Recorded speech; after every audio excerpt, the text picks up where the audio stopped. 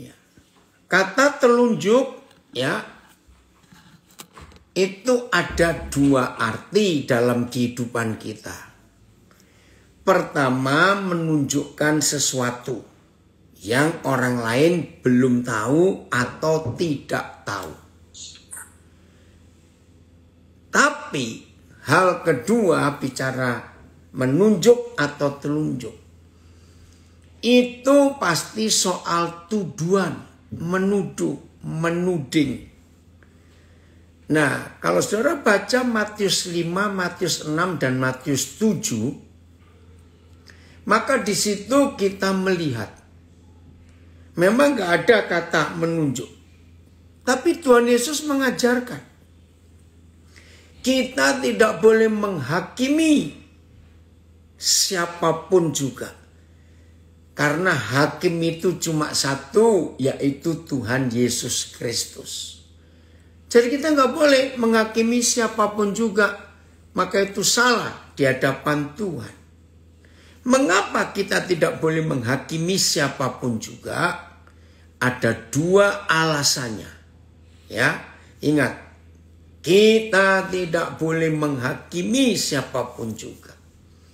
Menghakimi itu ada unsur menuduh.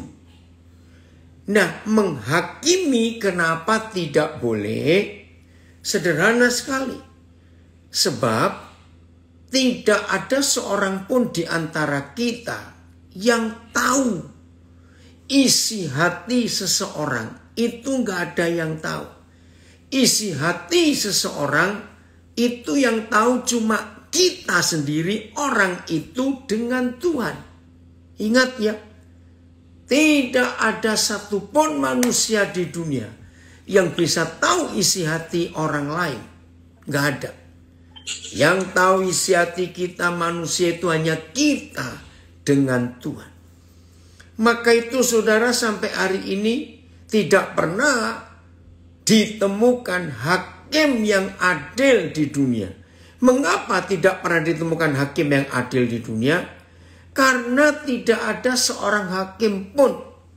Istilah ya dalam legenda Tiongkok, ada hakim yang terkenal, Hakim Bao.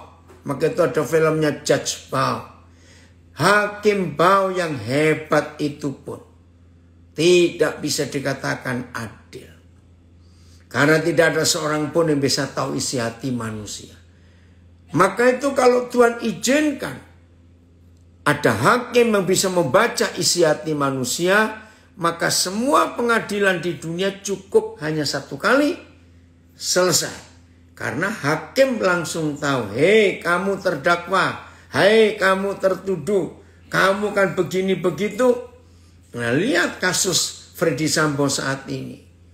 Rumitnya karena yang pegang kunci, ya yang meninggal itu Yosua. Ini lebih ribet lagi, maka itu nggak selesai-selesai. Nah, masing-masing orang pasti punya argumentasi, pendapat yang tidak mau disalahkan walaupun salah. Secara wajar tidak ada manusia mau jadi terdakwa dan tertuduh. Nah, inilah hal yang pertama. Mengapa Tuhan melarang kita untuk menghakimi, menjudge orang lain? Karena kita nggak tahu isi hati orang itu berbuat benar maupun salah, itu kita tidak tahu. Nah, yang kedua, mengapa dalam prinsip hidup murid-murid Tuhan Yesus kita tidak boleh menghakimi, mengadili, menuduh orang lain? Ya jelas sekali. Isi hati orang itu aja kita tidak tahu. Kok berani-berani kita menyatakan sesuatu tentang orang lain yang kita nggak tahu apa-apa? Ngeri ya, jahatnya kita manusia itu. Nah, begitu yang terjadi dalam hidup suami istri. Betapa jahatnya seorang suami atau seorang istri yang hanya mendengar cerita dari orang dengan kalimat katanya loh, katanya. Nah kalau cuma katanya saja, lalu kita mengambil kesimpulan, belum keputusan loh, kesimpulan. Saudara, ini suatu kejahatan.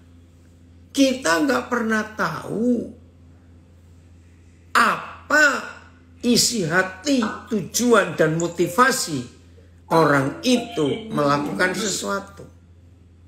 Tapi kita berani menuduh dan menghakimi. Oh, ada yang tanya, hakim-hakim di Alkitab itu beda. Yang mereka itu penyelamat, pemimpin, kitab hakim-hakim.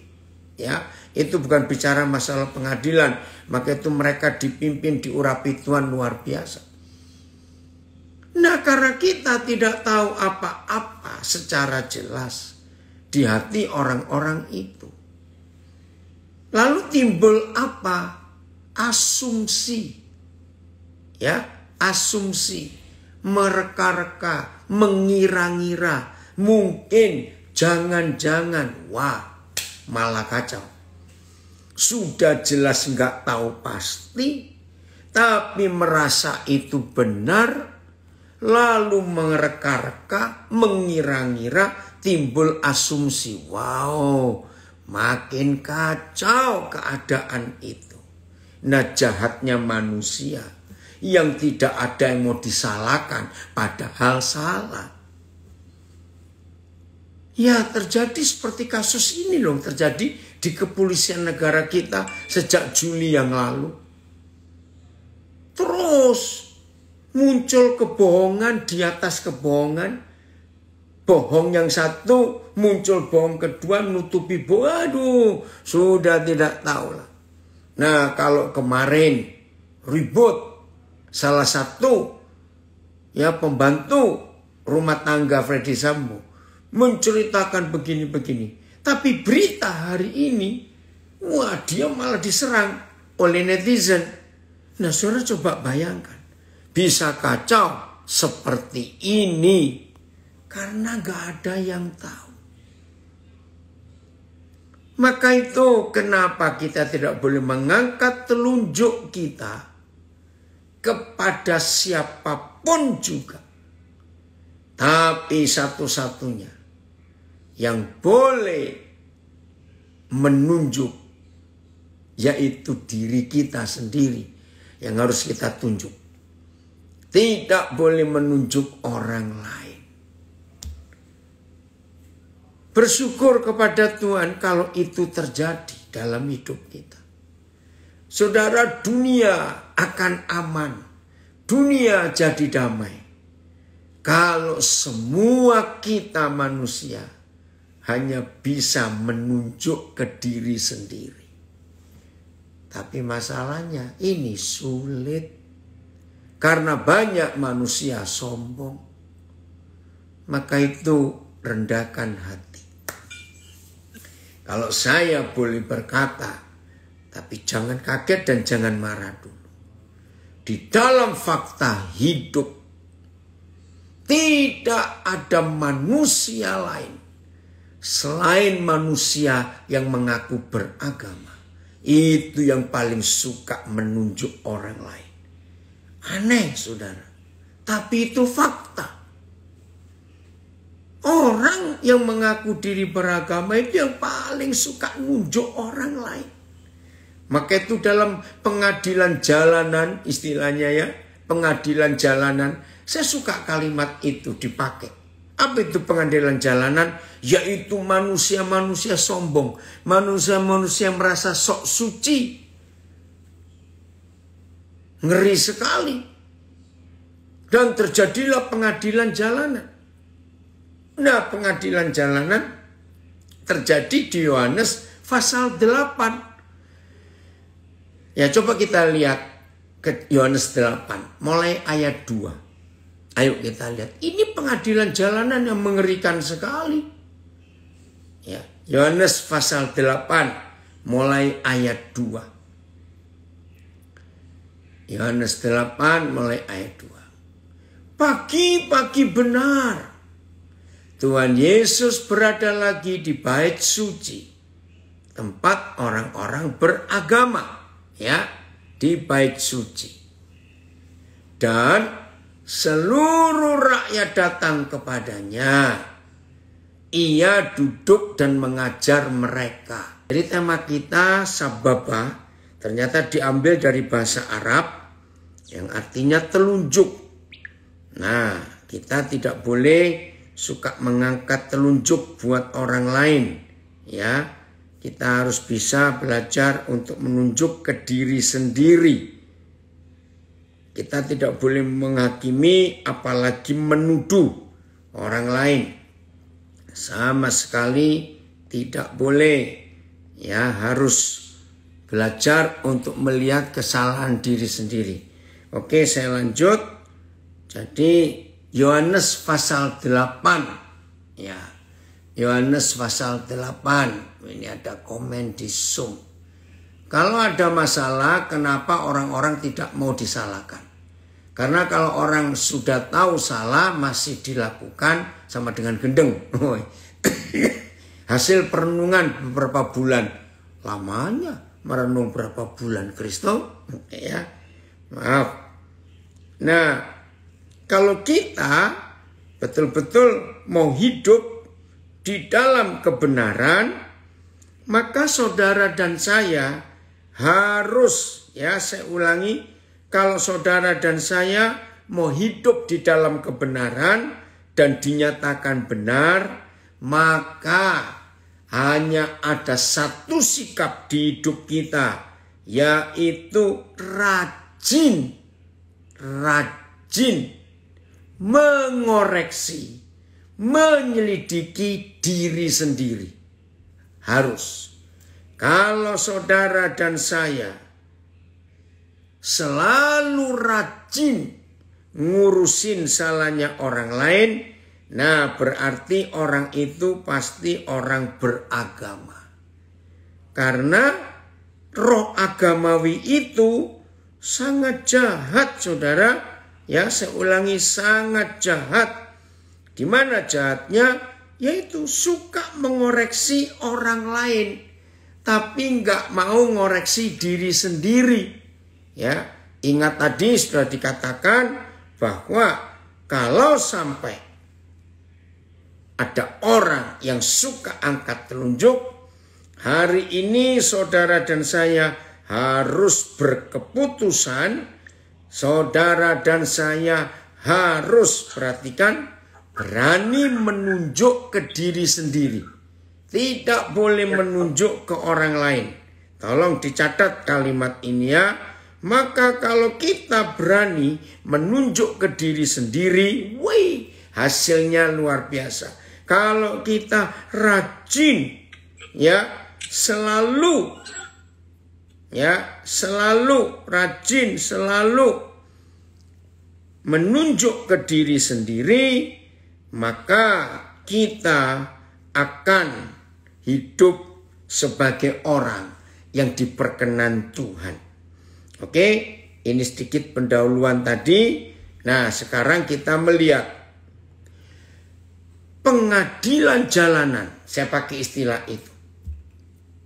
Saudara, pengadilan jalanan itu artinya orang-orang awam, masyarakat awam, itu menyatakan orang lain salah, itu nggak lewat pengadilan yang sah, tapi pengadilan jalanan enak saja menuduh orang itu. Nah, kita lihat Yohanes pasal 8, ya, mulai ayat yang kedua. Ayo kita lihat kembali Yohanes pasal 8 ayat yang kedua. Kita lihat ayat ini. Terima kasih Bapak untuk kebenaran yang harus kami pelajari sekarang ini. Pagi-pagi benar. Masih pagi itu. Orang belum sibuk apa-apa, ya. Pagi-pagi benar. Yesus berada lagi di dalam bait suci, ya, dalam bait suci.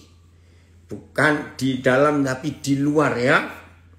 Dan seluruh rakyat datang kepadanya. ia duduk dan mengajar mereka. Lagi ngajar ini enak-enak ya. Tiba-tiba maka ahli-ahli Taurat. Nah ini loh yang harus kita perhatikan sikap mereka itu. Ada apa?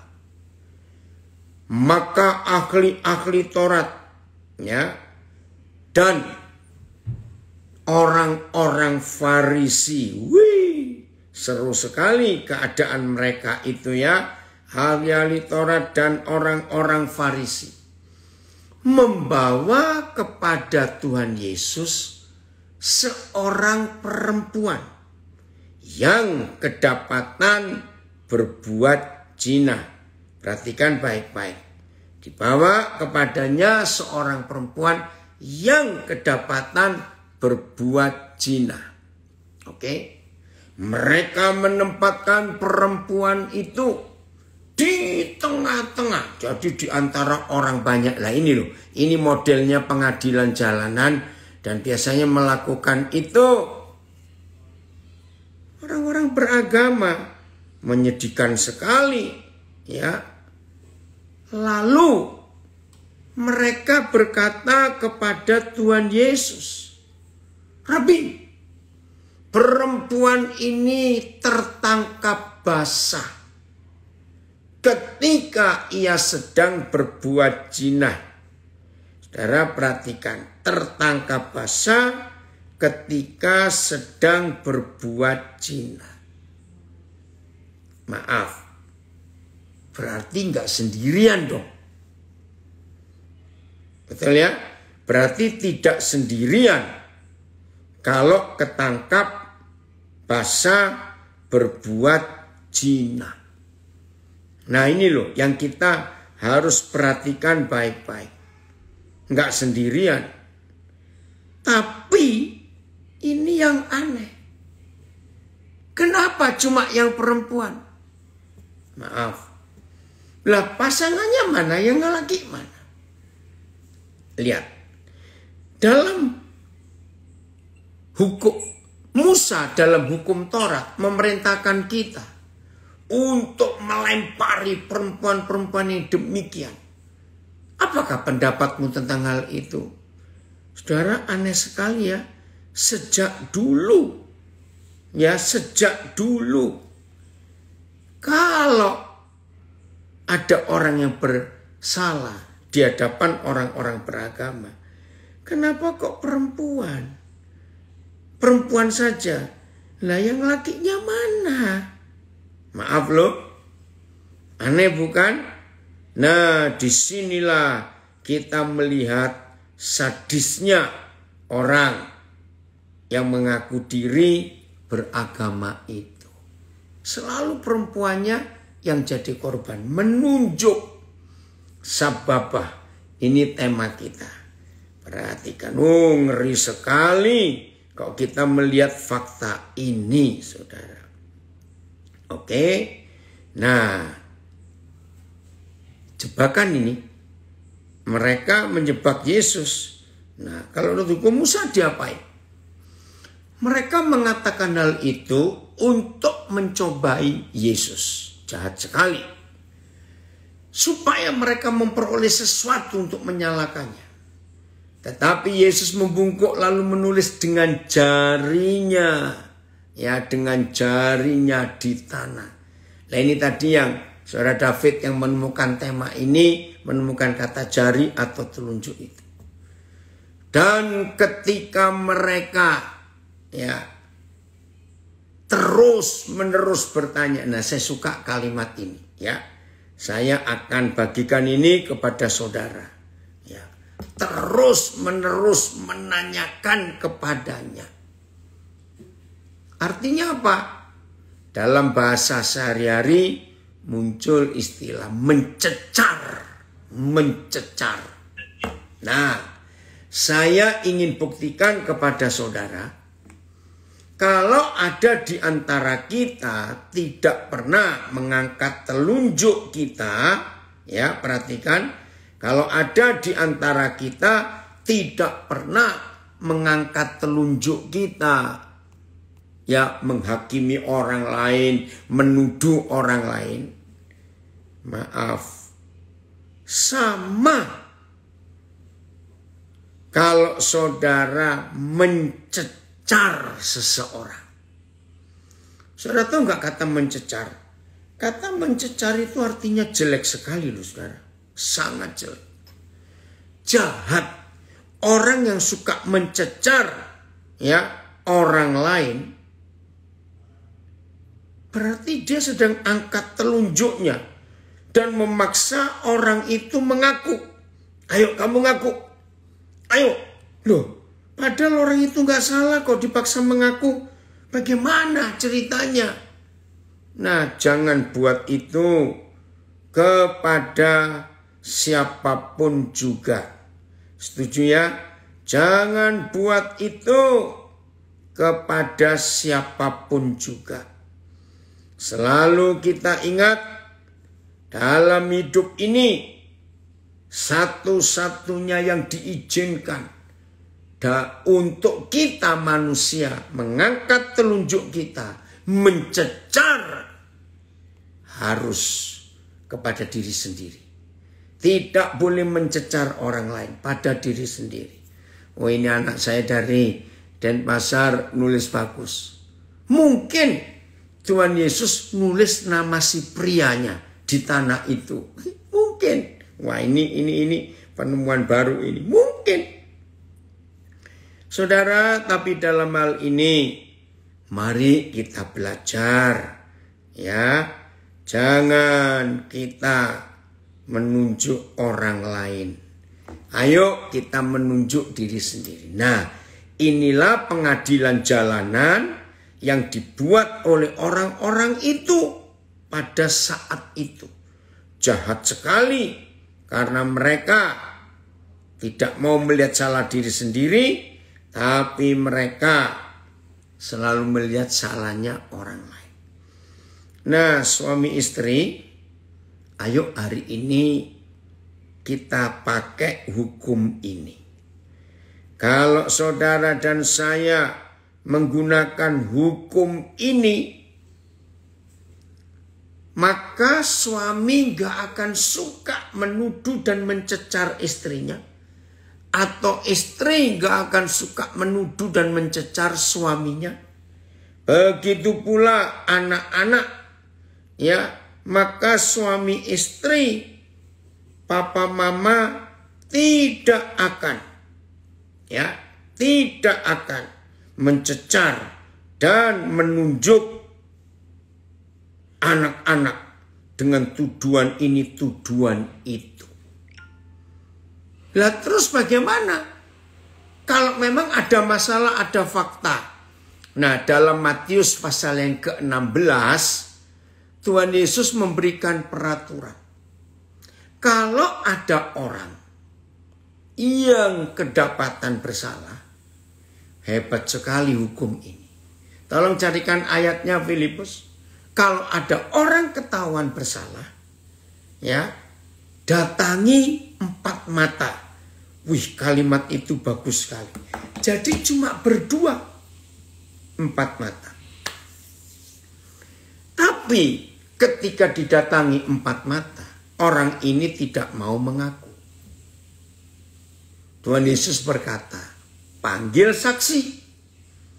Jadi nggak boleh, katanya itu loh, katanya. Oh, saya dengar kok. Ayat berapa itu?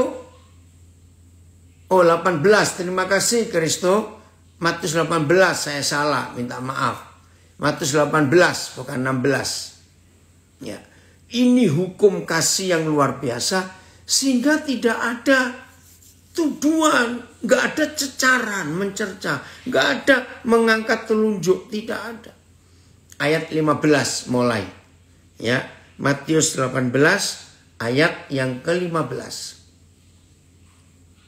Ya, judulnya baik, tentang menasihati sesama saudara. Apabila saudaramu berbuat dosa, tegurlah dia di bawah 4 mata. Jika ia, aduh terima kasih Bapak. Jika ia mendengarkan nasihatmu, engkau telah mendapatkannya kembali. Jadi saudara kita itu diselamatkan. Karena setelah ditegur kita temui langsung. Nah ini penting. Maka itu saudara saya punya istilah ini. Jangan menasehati seseorang itu dengan doa bersama-sama. Itu kejam, artinya pendoa itu sedang mencetak koran. Contohnya begini ya, ada persekutuan doa. Ya, jadi berapa orang kumpul berdoa. Tiba-tiba ada doa gini, Tuhan Yesus, tolong saudara kami si A. Tadi pagi saya tahu dia mencuri atau dia berzina atau apalah. Pokoknya kita berdoa untuk seseorang. Tapi di dalam kelompok doa. Ini jahat dan ini kejam. Saudara sedang tidak mendoakan orang itu. Tapi saudara sedang mempermalukan orang itu di depan orang banyak. Dengar ya.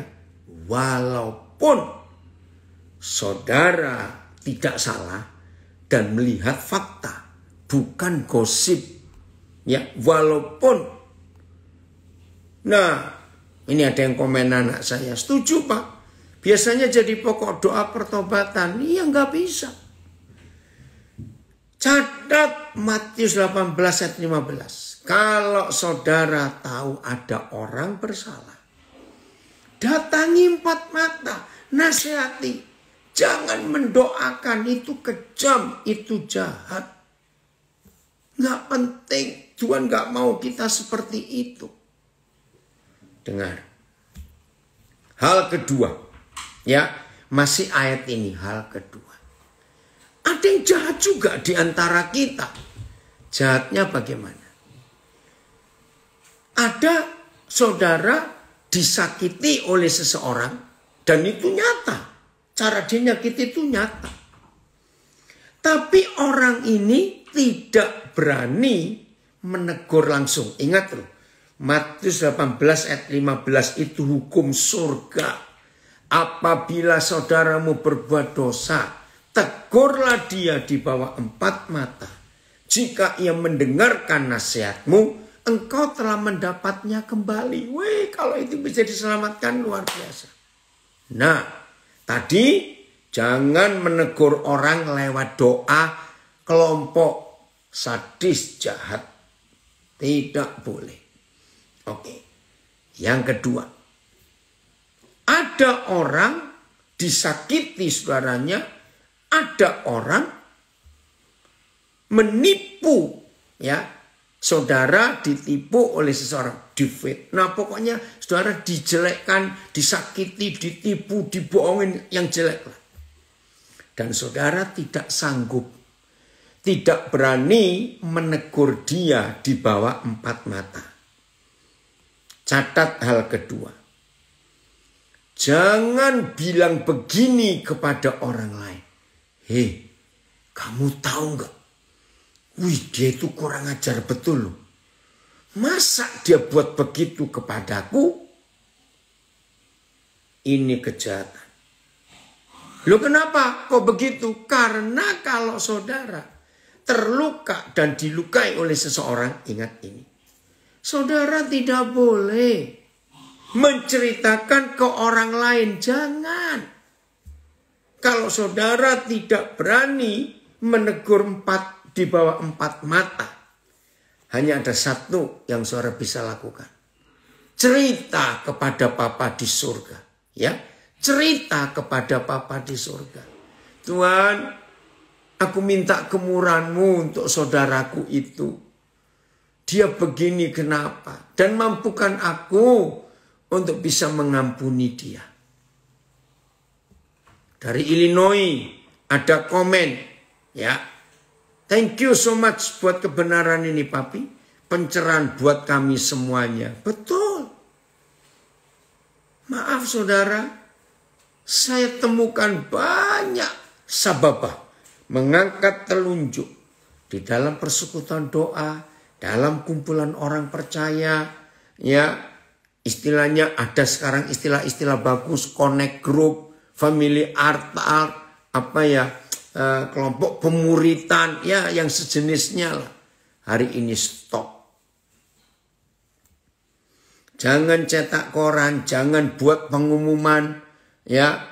Kalau ada orang bersalah, saudara dan saya harus berani. Ini ada tulisan, saat mendoakan orang bersalah secara berkelompok, sebenarnya kita sedang melakukan yang dikerjakan oleh ahli Taurat dan orang Farisi. Betul, seperti di Yohanes 8 tadi. Jangan. Ya, saya ulangi.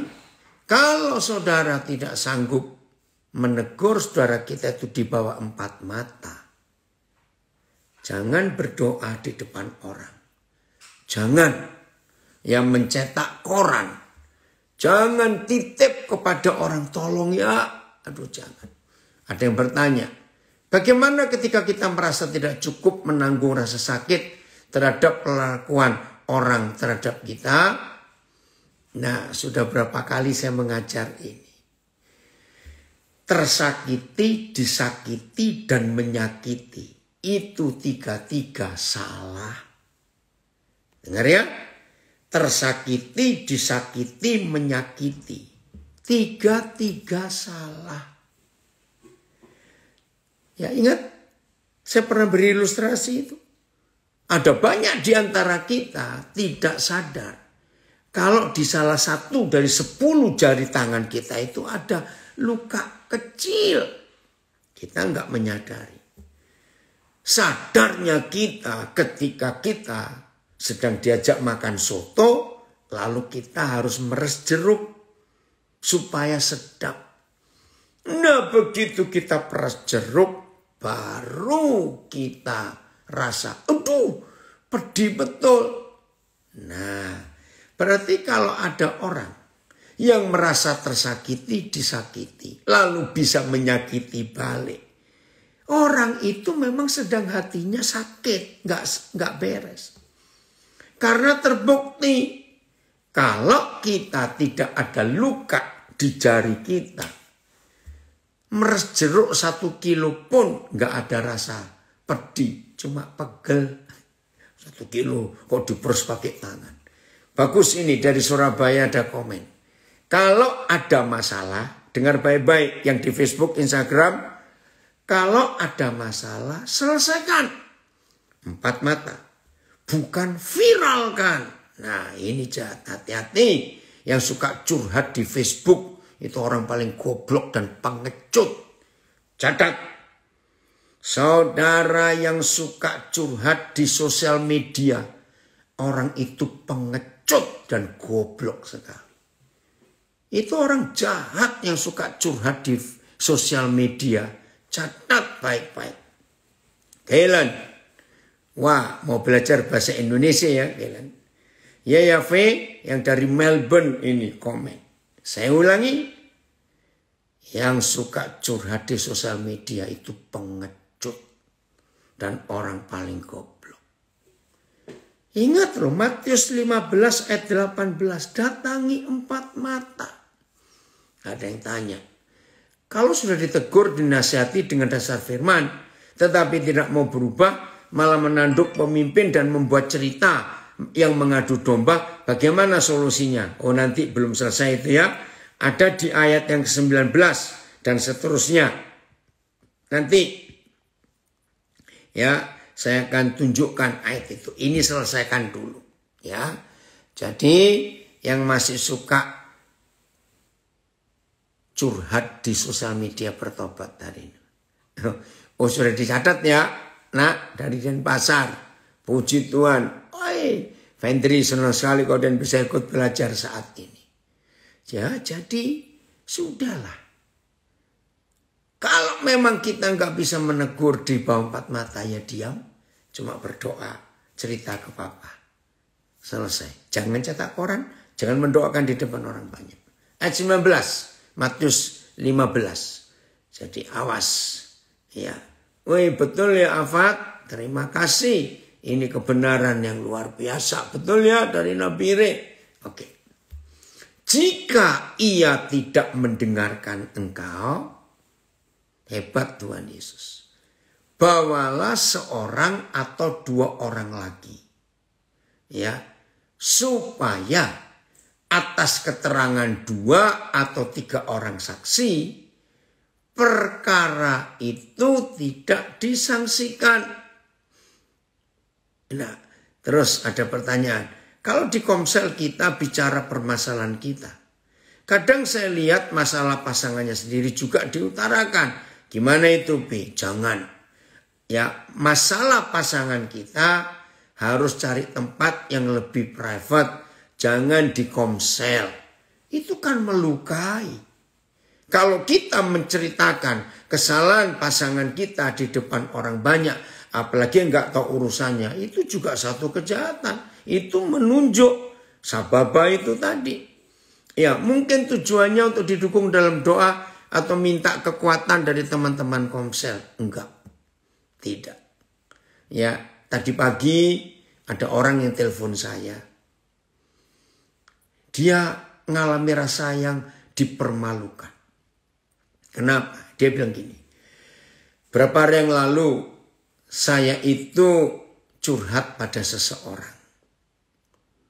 Ternyata 2 hari kemudian curhatan saya itu diviralkan di grup kami.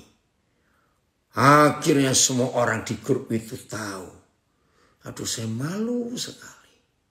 Nah itu melukai, saudara. Jadi tolong kalau ada masalah dalam keluarga, ya lebih baik cari yang terdekat. Ya, enggak usah sampai lama-lama. Ada yang komen, ada tambahan dari Pontianak. Lebih baik curhat dengan Papa di surga. Jangan sama Papa Daniel suka, awas kamu ya. Nah saudara, ini konsep penting. Kenapa waduh, V? Oke. Ayat 20. Matius 15. Jadi cari orang lain. 2 atau 3 orang. Supaya fakta itu nggak disangsikan. Artinya jadi tahu betul bahwa itu betul. Ayat 17, maaf, ayat 20 saya salah. Jika ia tidak mau mendengarkan mereka, 2-3 orang lagi itu ya, di ayat 16. Jika ia tidak mau mendengarkan mereka, baru sampaikanlah soalnya kepada jemaat. Dan jika ia tidak mau juga mendengarkan jemaat, Tuhan Yesus berkata, pandanglah dia sebagai seorang yang tidak mengenal Tuhan. Atau seorang pemungut cukai. Ya sudah kalau begitu.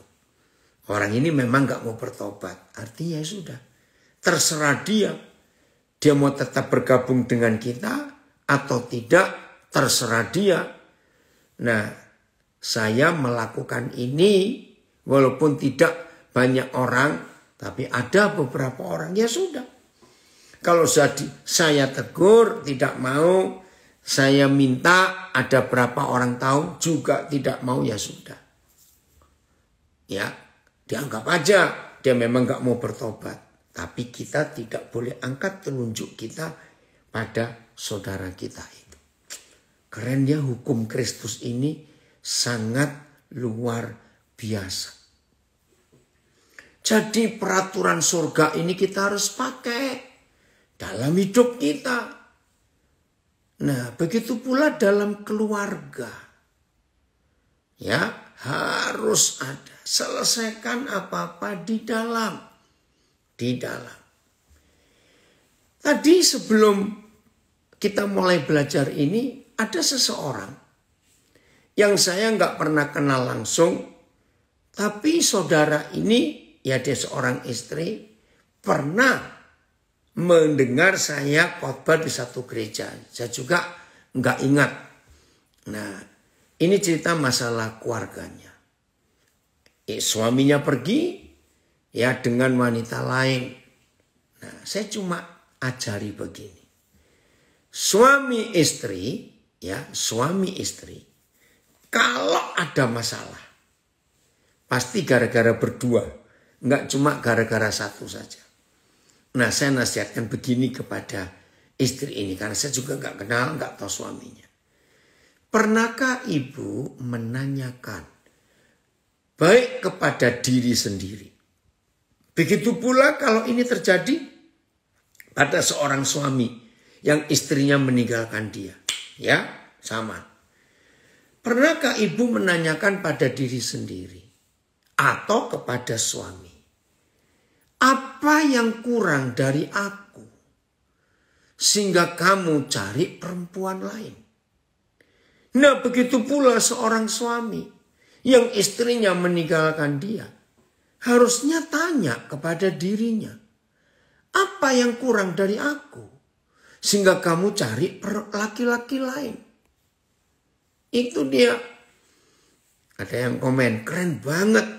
Benar-benar terkonsep yang Papa ajarkan. Amin. Betul sekali. Nah, kalau ini yang terjadi dalam hidup kita, wah, luar biasa. Pasti ada perubahan dalam hidup pernikahan.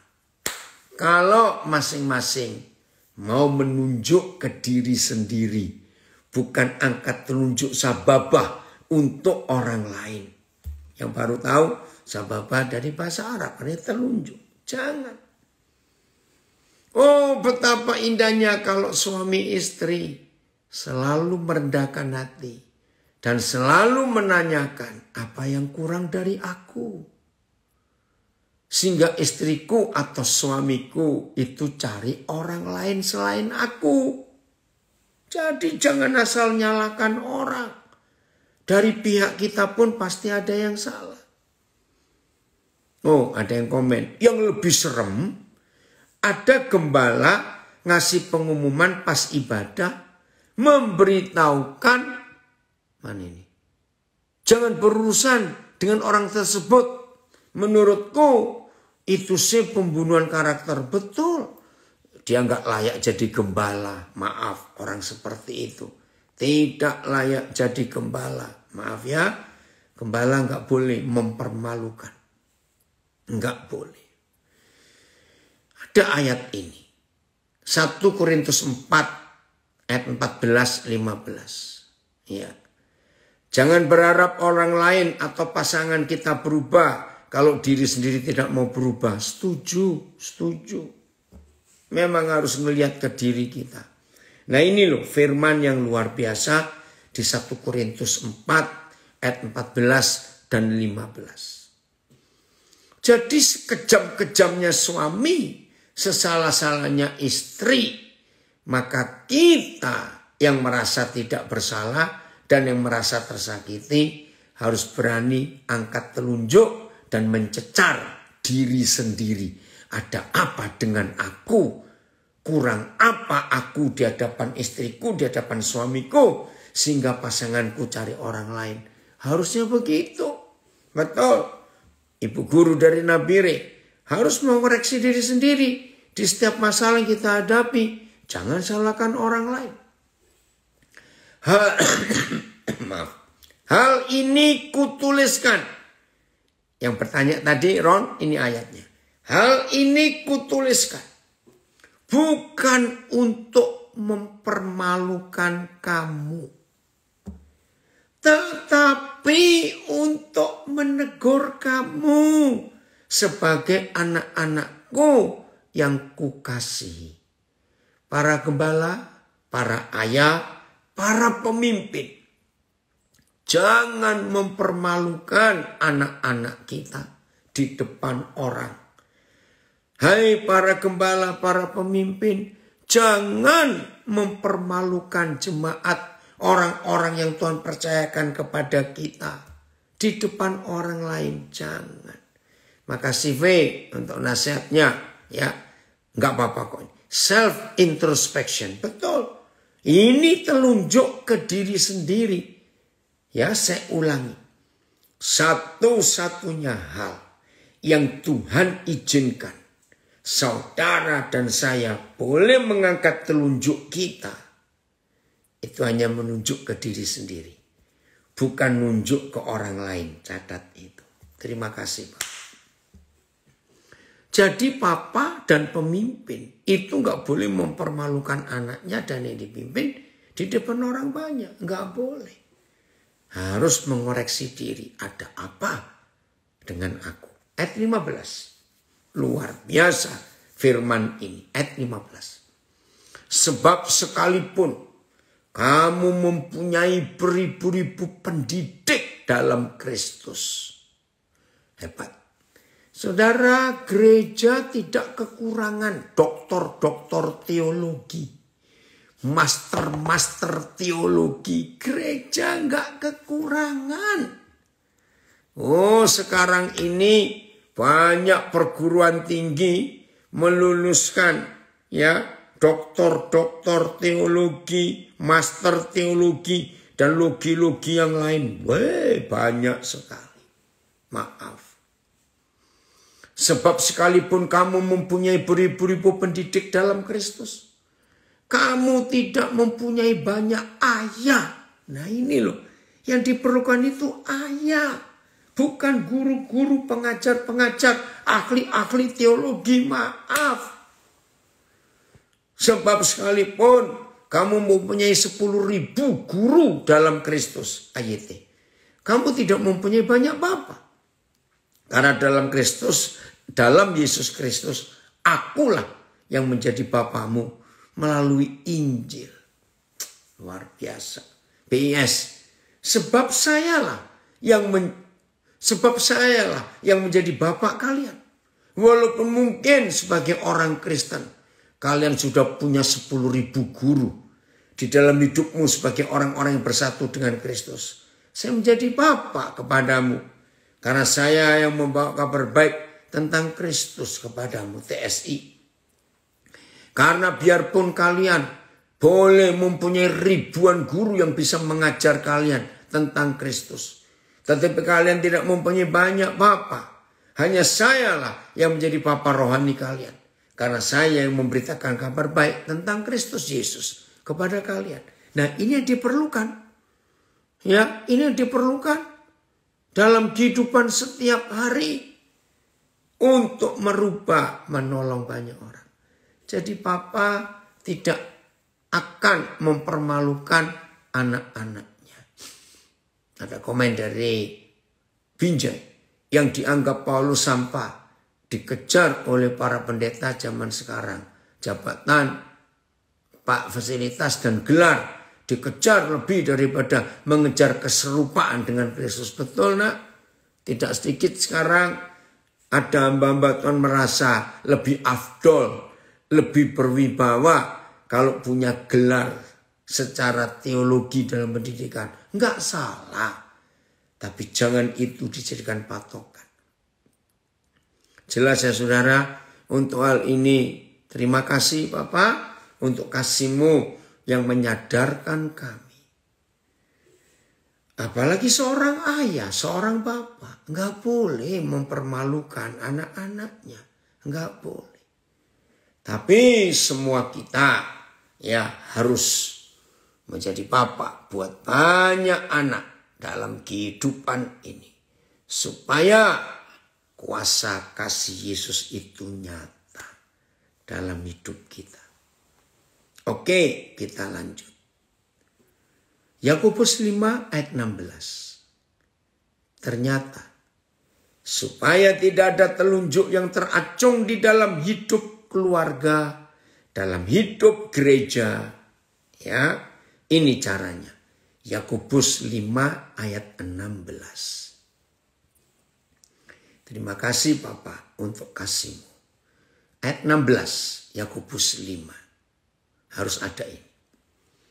Karena itu, hendaklah kamu saling mengaku dosamu dan saling mendoakan supaya kamu sembuh. Doa orang yang sembuh, nah harusnya begitu terjemahnya. Bila dengan yakin didoakan, sangat besar kuasanya. Nah, kalau saudara mau pakai kata benar, nggak apa-apa. Begini bunyi ayat ini. Karena itu hendaklah. Kenapa itu? Kenapa itu? Matikan. Mute. Belum selesai. Filipus Yakobus 5:16. Ya. Kita lihat. Kalau saudara mau pakai kata benar, saya bilang begini. Karena itu hendaklah kamu saling mengaku dosamu dan saling mendoakan supaya kamu benar. Nah, doa orang yang benar bila dengan yakin didoakan sangat besar kuasanya. Saudara, firman ini menunjukkan kepada kita. Kalau semua kita stop mulai hari ini. Angkat telunjuk kita sababa ini. Untuk nunjuk orang lain. Kita stop. Tapi saudara dan saya berkeputusan. Hanya menunjuk ke diri sendiri. Dan mencecar diri sendiri. Bukan nunjuk orang lain. Dan mencecar orang lain. Dunia aman dan jadi seperti surga. Itulah orang benar. Nah, untuk menjadi orang benar, cuma ada dua hal yang dilakukan. Bukan doa puasa, bukan hafal ratusan ayat, bukan. Untuk menjadi orang benar.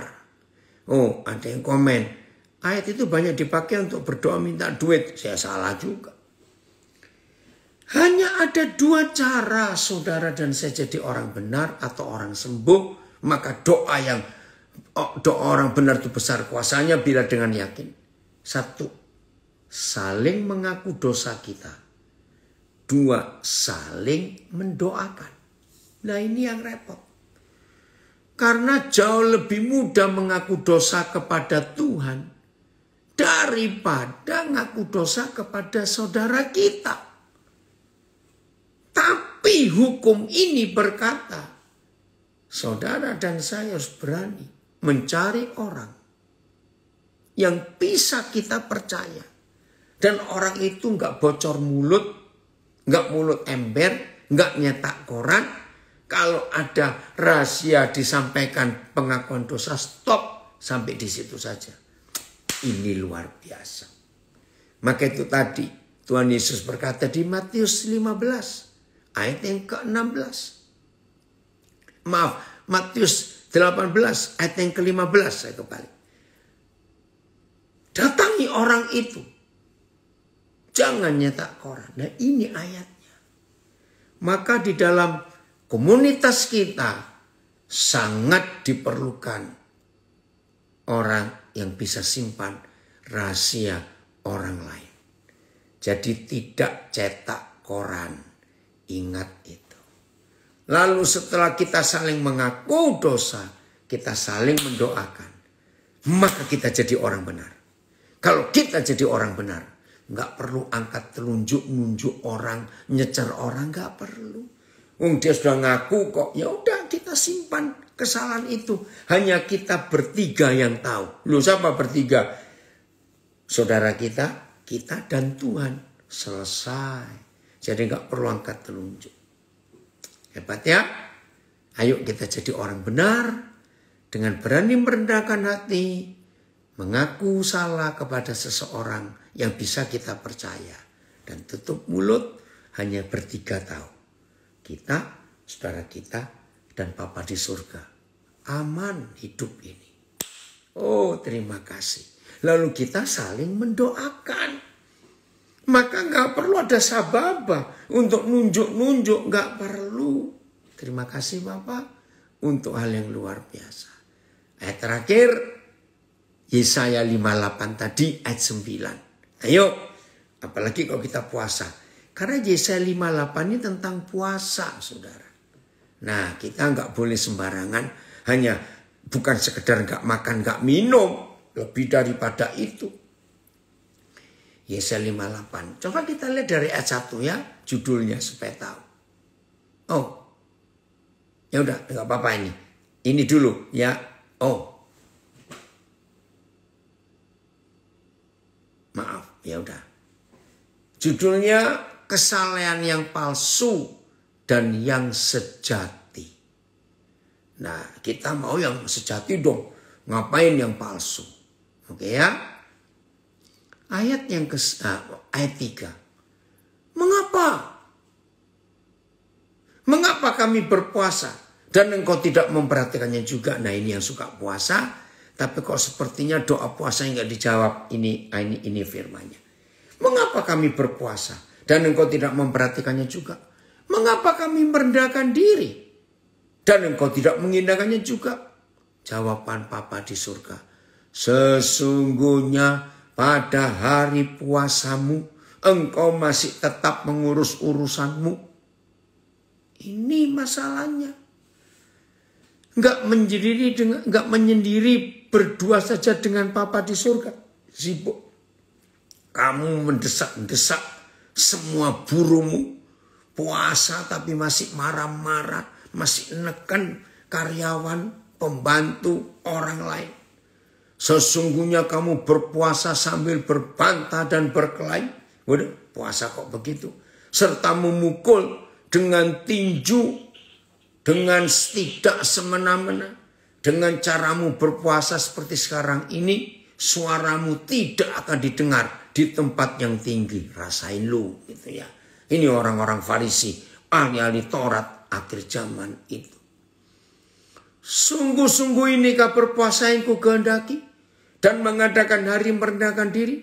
Jika engkau menundukkan kepala seperti gelaga dan membentangkan kain karung dan abu sebagai lapik tidur, alas tidur. Sungguh-sungguh itukah yang kau sebutkan berpuasa, mengadakan hari yang berkenan kepada Yahweh? Enggak begitu. Bukan, kata Bapa di surga. Berpuasa yang ku kehendaki ialah supaya engkau membuka belenggu-belenggu kelaliman, ya ketidakadilan, kekejaman, kejahatan, lepaskan. Dan melepaskan tali-tali kok. Gak ada tekanan pada orang lain. Supaya engkau memerdekakan orang yang teraniaya. Dan mematahkan setiap kok. Supaya engkau memecah-mecah rotimu bagi orang lapar. Dan membawa ke rumahmu orang miskin yang tidak punya rumah. Dan apabila engkau melihat orang telanjang. Supaya engkau memberi dia pakaian. Dan tidak menyembunyikan diri terhadap saudaramu sendiri. Itu puasa yang benar, bukan soal gak makan gak minum. Pada waktu itulah terangmu akan mereka seperti fajar. Dan lukamu akan pulih dengan segera. Kebenaran menjadi barisan depanmu. Dan kemuliaan Yahweh barisan belakangmu. Pada waktu itulah. Pada waktu kapan? Pada waktu kita puasa benar.